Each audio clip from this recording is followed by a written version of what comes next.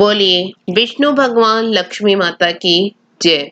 मैं आप सभी को ये बताना चाहती हूँ कि हमारे 2 चैनल और भी हैं, मधुर भजन और आरती के लिए मन राखियो और डेली जनरल नॉलेज के क्वेश्चंस के लिए लर्निंग बाय डूइंग। इन दोनों के लिंक डिस्क्रिप्शन बॉक्स में दे दिए हैं, एक बार आप जाकर देखिएगा जरूर। आज हम माघ मास महात्म अध्याय 13 का गुणगान करते हैं। अगर आपको अच्छा लगे तो लाइक शेयर सब्सक्राइब जरूर कीजिएगा। विकुंडल कहने लगा कि तुम्हारे वचनों से मेरा चित्त अति प्रसन्न हुआ, क्योंकि सज्जनों के वचन सदैव गंगा जल के सदृश पापों का नाश करने वाले होते हैं। उपकार करना तथा प्रिय बोलना सज्जनों का स्वभाव ही होता है, जैसे अमृत मंडल चंद्रमा को भी ठंडा कर देता है। अब कृपा करके यह भी बताइए कि किस प्रकार मेरे भाई का भी नरक से उद्धार हो सकता है। तब दूत कुछ देर ज्ञान दृष्टि से विचार कर मित्रता रूपी रस्से से बंधा हुआ बोला कि हे वैश्य, यदि तुम अपने भाई के लिए स्वर्ग की कामना करते हो तो जल्दी ही अपने 8 जन्म के पुण्य फल को उसके निमित्त अर्पण कर दो। तब विकुंडल ने कहा कि हे दूत, वह पुण्य क्या है और मैंने कौन से जन्म में और कैसे किया है, सो सब बतलाओ, फिर मैं अपना पुण्य अपने भाई को दे दूंगा। दूत कहने लगा कि हे वैश्य सुनो, मैं तुम्हारे पुण्य की सब कथा कहता हूँ। पूर्व समय में मधुवन में शाल्की नाम का एक ऋषि था। वह बड़ा तपेश्वरी, ब्रह्मा के समान तेज वाला, नवग्रह की तरह उसकी स्त्री रेवती के 9 पुत्र थे, जिसके नाम ध्रुव, शशि, बुध, तार, ज्योतिष्मान थे।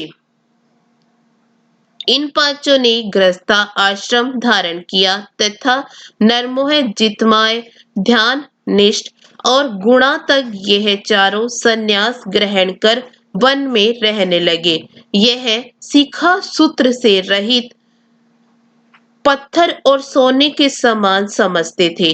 जो कोई अच्छा या बुरा उनको अन्न देता वही खा लेते, और कोई कैसा ही कपड़ा दे देता था उसको ही पहन लेते।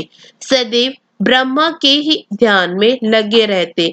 इन चारों ने व्रत, शीत, निद्रा और आहार सब कुछ जीत लिया। बस चर अचर को विष्णु रूप समझते हुए मौन धारण करके संसार में विचरते थे। ये चारों महात्मा तुम्हारे घर आए। जब तुमने मध्याह्न के समय भूखे प्यासे इनको आंगन में देखा तो तुमने गदगद कंठ से आंखों में आंसू भरकर इनको नमस्कार करके इनका बड़ा आदर सत्कार किया। इनके चरणों को धोकर बड़े प्रेम से तुम इनसे कहने लगे कि आज मेरे अहो भाग्य है, आज मेरा जन्म सफल हुआ, मुझ पर भगवान प्रसन्न हुए, मैं सनात हुआ, मेरे माता पिता पत्नी पुत्र गो आदि सभी धन्य हैं जो आज मैंने हरि के सदृश आपके दर्शन किए। सो हे वैश्य, इस प्रकार तुमने श्रद्धा से उनका पूजन किया और चरण धोकर जल को मस्तक से लगाया। फिर विधि पूर्वक इनका पूजन करके तुमने इन सन्यासियों को भोजन कराया। इन सन्यासियों ने भोजन करके रात को तुम्हारे घर में विश्राम किया और ब्रह्मा के ध्यान में लीन हो गए। इन सन्यासियों के सत्कार से जो पुण्य तुमको मिला सो मैं भी कहने में असमर्थ हूँ, क्योंकि सब भूतों में प्राणी श्रेष्ठ है। प्राणियों में बुद्धि वाले, बुद्धि वालों में मनुष्य, मनुष्यों में ब्राह्मण, विद्वानों में पुण्यात्मा और पुण्यात्माओं में ब्रह्मा ज्ञानी स्वर श्रेष्ठ है। ऐसे ही संगति से बड़े बड़े पाप नष्ट हो जाते हैं। यह पुण्य तुमने अपने पहले 8वें जन्म में किया था।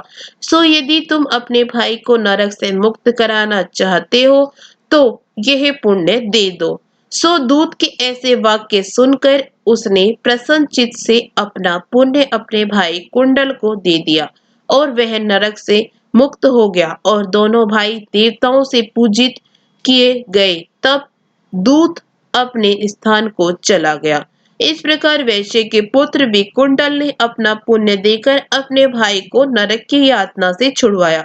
सो हे राजन, जो कोई इस इतिहास को पढ़ता या सुनता है वह 1000 गोदान का फल प्राप्त करता है। इसके साथ ही अध्याय 13वां समाप्त हुआ।